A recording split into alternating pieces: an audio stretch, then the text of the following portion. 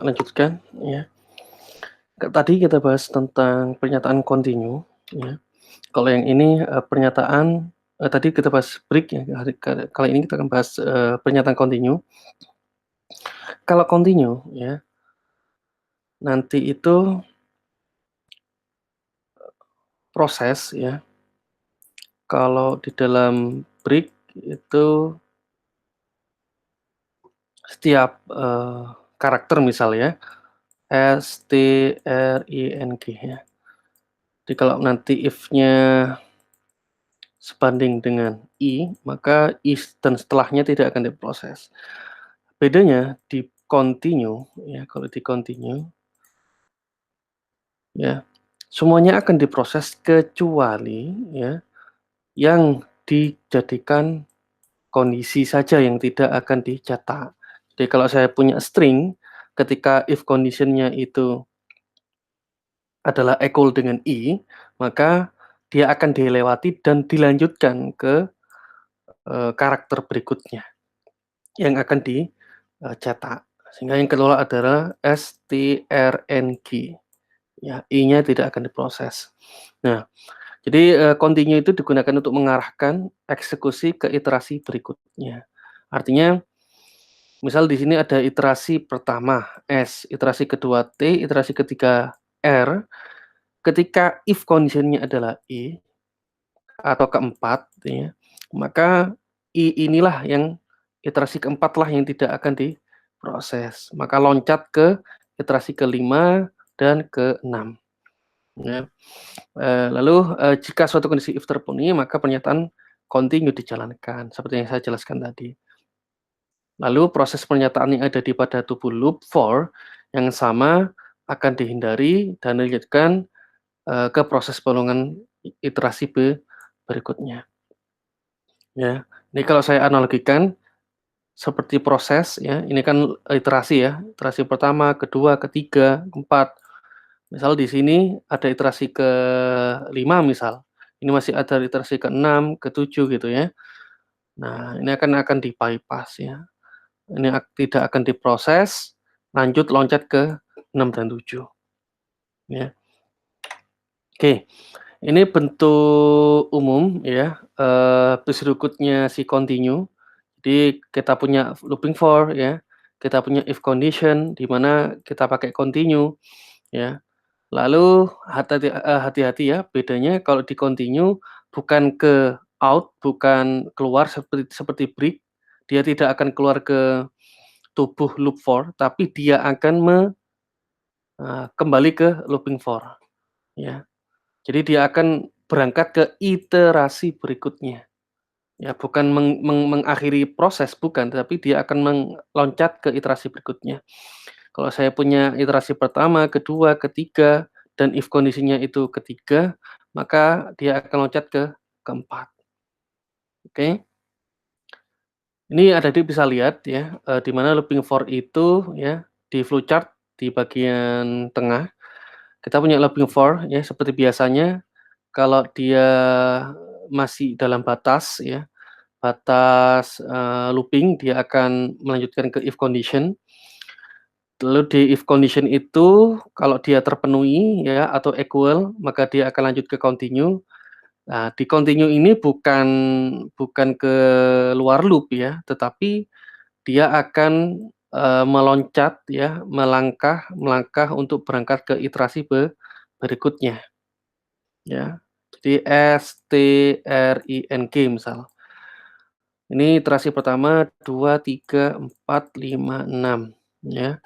Ini misal kita sudah beranjak ke iterasi ketiga misal ya, iterasi ketiga, lalu dia akan mencetak ya. Nah, ketika balik lagi, misal 3, lalu dia ternyata tidak terpenuhi if condition-nya, misal yang mau dicocokkan adalah I sama dengan, I misal, input sama dengan I. Nah, ketika, iterasi nomor 3 itu R ya, ya dia akan tidak akan diproses karena tidak equal ya, tidak sebanding dengan I. Maka dia akan salah atau false dan dia akan dicetak, balik lagi ke pernyataan dan kembali lagi ke looping for. Nah, ketika dia mendapatkan iterasi keempat, di mana iterasi keempat itu karakternya adalah huruf I, ya. Maka dia akan continue ya, berangkat ke continue yang diproses dan dia akan kembali lagi ke looping berikutnya. Maka, S dicetak, T dicetak, R dicetak, I-nya tidak dicetak, lalu dia akan loncat ke iterasi kelima yang isinya adalah karakter N ya, yang dicetak dan juga karakter G yang iterasi ke-6. Begitu seterusnya, kalau looping for-nya sudah selesai, maka dia akan false dan dia akan mengakhiri proses. Oke. Nah, ini, pernyataan continue kalau mau dijalankan di, looping while sama looping do while ya, karena beda beda proses ya. Kalau kemarin kita sudah bahas kalau while kondisinya ada di atas ya, nanti, proses incrementalnya ada di bawah. Kalau do, proses incrementalnya dulu yang didefinisikan atau if condition boleh ditaruh atas, baru while-nya kondisinya ditaruh di ke bawah. Ya kondisi looping-nya itu ditaruh di bawah, ya.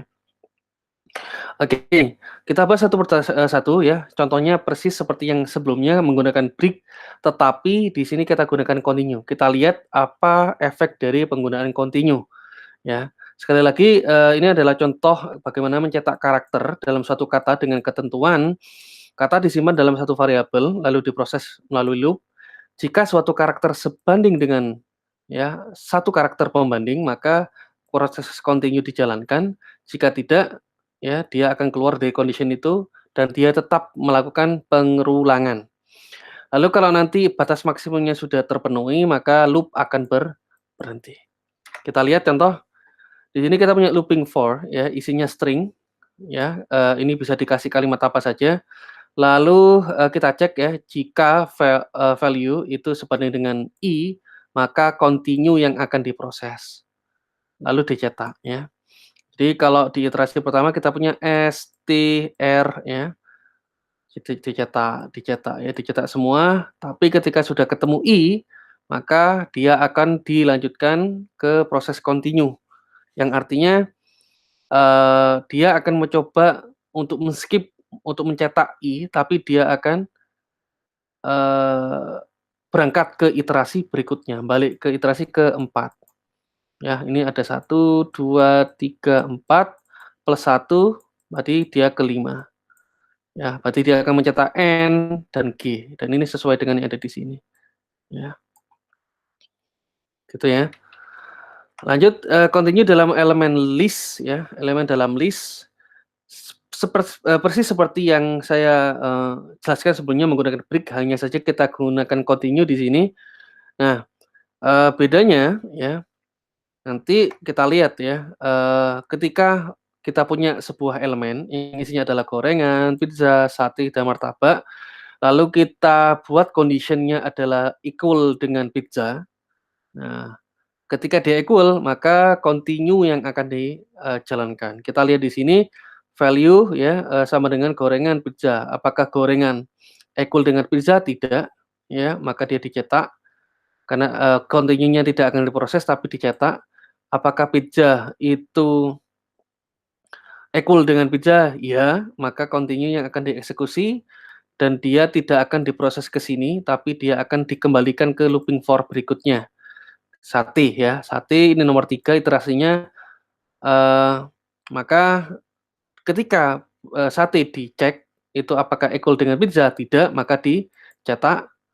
Ya, proses di sini, lalu dicek lagi, iterasi berikutnya apakah martabak equal dengan pizza, tidak, maka akan dicetak juga. Sehingga output-nya adalah ada 3 makanan yang dicetak, kecuali pizza. Itu terlihat bedanya bahwa kalau kita menggunakan brick tentu, gorengan saja yang akan dicetak. Tapi karena, apa namanya, continue yang kita gunakan, maka pizzanya diloncati, dia akan berangkat ke elemen berikutnya. Oke, nomor 3 ya, ini persis, juga contoh yang sebelumnya, hanya saja kita gunakan, pernyataan, continue ya. Jadi tujuannya sama, untuk melakukan operasi aritmatika, namun, continue akan dijalankan jika nanti hasilnya perhitungan, operasi aritmatikanya itu kurang dari 0 ya. Seperti tadi, gunakan pernyataan while sama dengan true dan di dalamnya disediakan kolom inputan ya menggunakan function eval. Eval ini sudah kita bahas tadi ya, dia akan bisa membaca kalau 5 tambah 5 itu 10, 6 tambah 5 itu 11 ya, 1/1 itu 1 dan sebagainya, untuk membaca proses aritmatika. Nah, namun kita berikan condition bahwa jika hasil nanti penjumlahannya kurang dari 0, maka proses continue yang dijalankan. Tapi jika tidak, maka dia akan keluar dari if condition dan kolom inputannya akan dijalankan terus-menerus, ya. Lalu, ini bisa lihat di sini ya, kita punya banyak contoh, jadi nanti ketika inputan itu diisi 5 tambah 5 ketemu dapat 10, lalu, dia dianggap sebagai entry pertama dan kolom input yang ditampilkan, juga kembali diinputkan, bisa ditampilkan lagi nanti dan diisi dengan 6 tambah 5 ya, kalau sebelumnya tadi 5 tambah 5 ya. Lalu dia dianggap sebagai entry kedua ya, ini entry pertama. Nah, dan dijumlahkan ya, hati-hati, di proses ini ya, di background prosesnya itu 6 ditambahkan 5 di entry 2 itu juga dijumlahkan dengan entry pertama. Sehingga kita punya 11 ditambah 10 ketemu 21 ya.